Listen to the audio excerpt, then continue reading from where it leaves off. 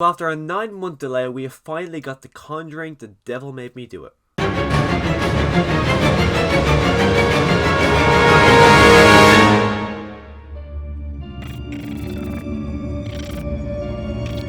So going into 2021, this was my fourth most anticipated movie of the year. Well, technically it's number 3 now because Mission Impossible 7 has been postponed to 2022. But I went in really excited for this movie. In 2020, I actually watched the entirety of the franchise for the first time. Many of them now I've seen multiple times, so I went in very excited. The main Conjuring movies have just been like fantastic movies. I've seen both of them multiple times now. Really enjoyed both of them. The first one I like more, but the second one is just slightly below. I think they're both honestly fantastic movies, and The Conjuring is one of the few horror movies that has actually scared me. So I went into this movie so excited because I got so much love for these two, but I did go in nervous because James Wan was not coming back, and the director from The Curse of La Llorona, which I think is a very dull, forgettable horror movie, and I think if it wasn't part of the Conjuring universe, it would be even more forgettable. So they were bringing him in as a director. He hasn't really directed much besides that and a few other smaller movies. So I went in quite kind of nervous about that, but also very excited because I love the characters of Ed and Lorraine Warren. But after seeing this movie, it's safe to say this is a very disappointing movie, purely by the fact that it doesn't feel like a Conjuring movie. Ed and Lorraine Warren in this movie, of course, and they're both fantastic.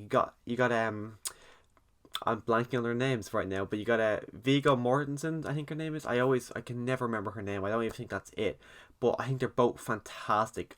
Just honestly, I love them both so much in the role. I think they got great chemistry off each other. They genuinely feel like actual husband and wife, and they work off each other really well. What happens with Ed Warren's movie, it just feels unnecessary. I don't know if that happened in real life, but the plot line he goes throughout this movie just feels like there's no purpose to it. The storyline that they go on throughout this movie feels very much like a subplot. It feels like the main storyline's over here, but we gotta do something for Ed and Lorraine. We have to have something for them to do, so let's just throw them over here. It feels like they don't really serve an overarching purpose to the story. It feels like you don't really need them there. Of course, they're doing something throughout the movie, but it just feels so distant from the main plotline. You just feel like they're not very part of it. The main character who actually gets possessed, if you want to call him the main character, is very forgettable. Like you want to feel sympathy for him because of what he's going through, but you just, well, I didn't care. I didn't care about what he was going through. He's got a girlfriend too, and you see that she wants him to get well again. But honestly, I just felt nothing for their characters. And if I was to think of any possession in this franchise, this would not be one I go to. The opening possession was cool because it's a young child. They kind of stick with you more when it's a child. But if I was to think of a possession or horror scene in this franchise, there's nothing in this movie that makes me. It's nothing in this movie memorable. Nothing at all in this movie that was memorable. You can see that there could be a spin-off, because usually if you look at any of the movies in this franchise, like if you look at The Conjuring, you had Annabelle. You look at Conjuring 2, you had The Nun.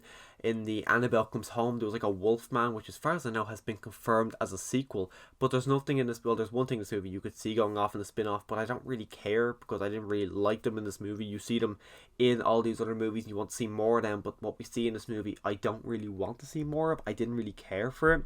But again, the horror elements, there's no like standout moments. If you think of the first Conjuring, I think the movie at the moment that scared me the most was the woman, the maid who shows her wrist and then rushes at the screen. That scared the crap out of me. The Conjuring 2, just the nun in particular, was a quite terrifying element.